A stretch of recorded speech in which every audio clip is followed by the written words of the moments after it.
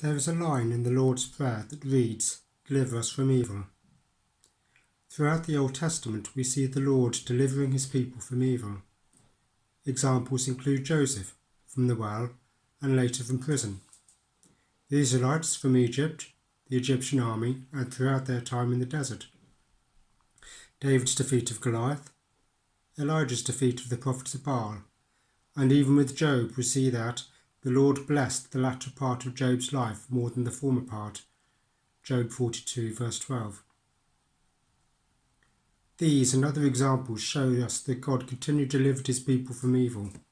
Once wasn't enough, as his people continued to sin. If we looked at our own lives, there may be parallels with stories in the Old Testament. I know that particularly over the last few years, God has delivered me from difficult situations on a number of times, and continues to do so even now. Our Heavenly Father does not say that we will live lives free from suffering and pain.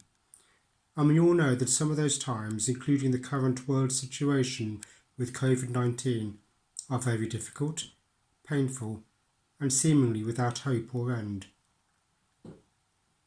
As with Job, who endured a torrid time, and all of his faithful servants, God delivered them from evil time and time again. We could take heart from the fact that all of these great servants, like us, had their failings, but remained true to God, and he remained true to them, and they now sit with him in eternal life, having been delivered from evil for eternity.